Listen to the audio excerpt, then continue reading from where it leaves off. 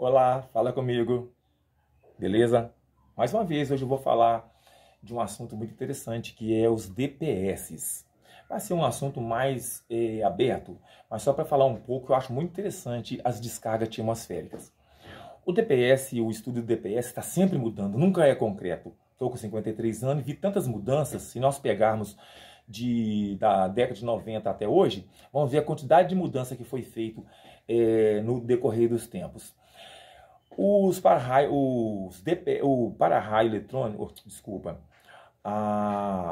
os captores de raio, eles sofreram por várias mudanças. Mas o interessante é como tudo começou. Planck acreditava que se tivesse um metal mais alto que o que eu quero proteger, estaria tudo protegido. Ele acreditava tanto que era simples, que ele simplesmente, na época de chuva, ele pegava um guarda-chuva com uma pontinha, né, algo metálico na ponta do guarda-chuva, com um fio esticado no chão e achava que estava protegido. Não estava, né? Você vê que as pessoas inteligentes do passado não eram tão inteligentes, eles estavam ainda correndo atrás de conhecimento. Hoje, graças a ele, eles correram risco para nos deixar esse legado, né?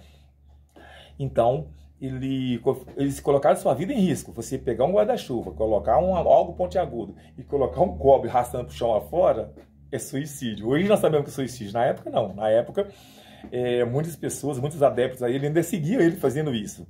O Faraday foi um cara que eu admiro muito. Ele criou a gaiola de Faraday. Ele literalmente criou uma gaiola toda aterrada e esperou uma época tempestuosa, né? Vir e ficou ali dentro da gaiola provando para as pessoas que a gaiola de Faraday funciona. E, Dr. Faraday, funciona mesmo. Hoje o mais usado é a gaiola de Faraday. Hoje, na atualidade, os DPS, né? Ganhou o nome de DPS. Desculpa, DPS não, de... Nossa, sumiu na memória aqui.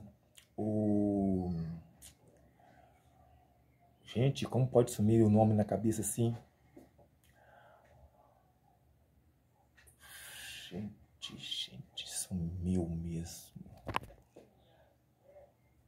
SPDA, Sistema de Proteção contra Descarga Atmosférica. Como um nome pode sumir da cabeça assim? Oh, meu Deus do céu.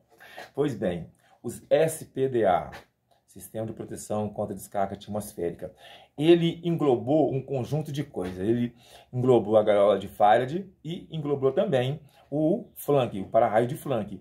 As gaiolas de Faraday são cordoalhas que correm em todo o edifício, né? Em toda a área percorrida por cabos, né? O certo seria o cabo de cobre. Mas muitas pessoas estão usando cabo de alumínio, né? Com alma de aço, geralmente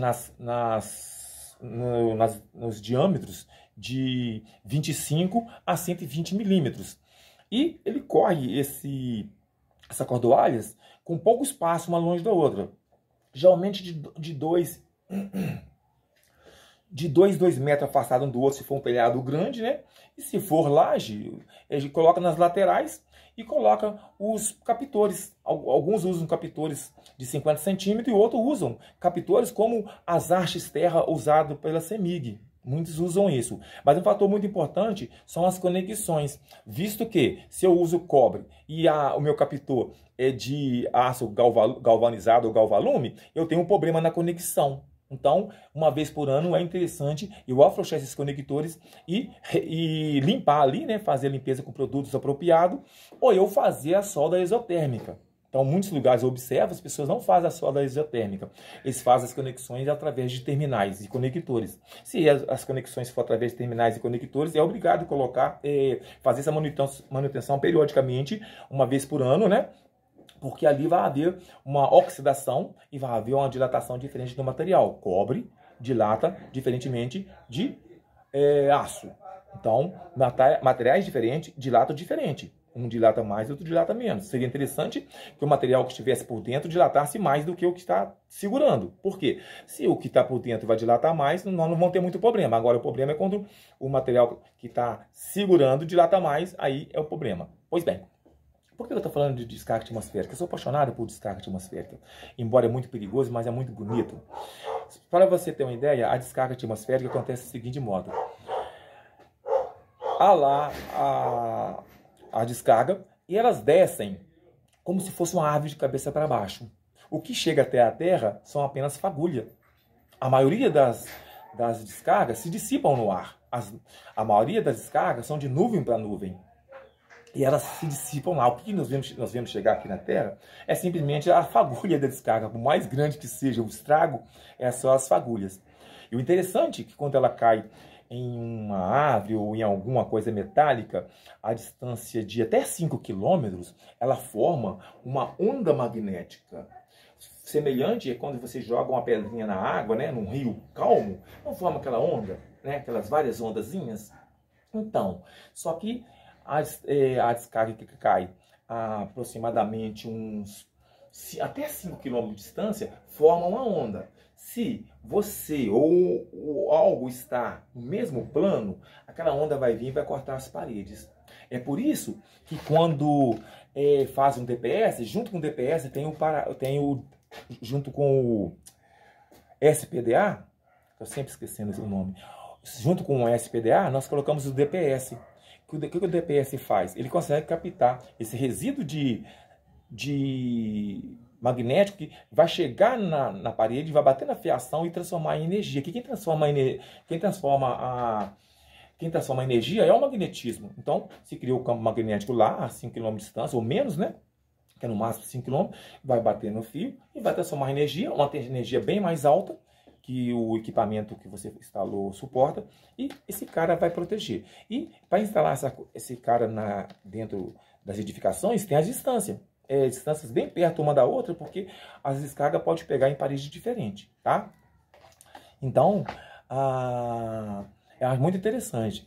Hoje, englobou a gaiola de Faraday junto com o para-raio de flank, que aquelas hastes, a partir de agora você vai observar. Quando você passar nos prédios, você vai ver uma haste em pé, né? Geralmente tem uma lâmpada vermelha e fica uma haste acima daquela lâmpada vermelha. A lâmpada vermelha é sinaleiro para as aeronaves. E acima daquela lâmpada vermelha tem um captor, que é o para-raio de flank. Ele está acoplado ao para-raio de Faraday, a gaiola de Faraday, que na realidade nós chamamos de DPS. Isso desce por cabos, né? Muitas vezes o cabo pode ser fita de alumínio. Hoje está usando muito, soldando as ferragens da laje, né? A coluna, em um ferro da coluna é soldado até embaixo, lá eles captam. Eles captam aquilo e fazem com que é soldado junto com a estrutura, porque se torna um bom terra. Hoje está usando muito hoje isso. O que é mais de moderno hoje é isso. Na hora da confecção da coluna, um eletricista ou um engenheiro, ele acompanha a construção e vai soldando. Solda um ferro, né? Ou às vezes solda todos os ferros, mas pelo menos um ferro. Solda um ferro fora e vai até lá. No caso da edificação está pronta, eles estão descendo com a fita de alumínio, né? Ou de cobre, ou às vezes um cabo de alumínio com alma de cobre, com alma de aço, ou às vezes o próprio condutor de cobre. Como está roubando muito esse material, eles estão usando um material menos valorizado e mais difícil de ser vendido. Mas o interessante é esse. É bom você ter uma noção de como funciona o SPDA, porque ele está evoluindo sempre, tá? Da década de 90 até hoje, 2002, passou por várias mudanças.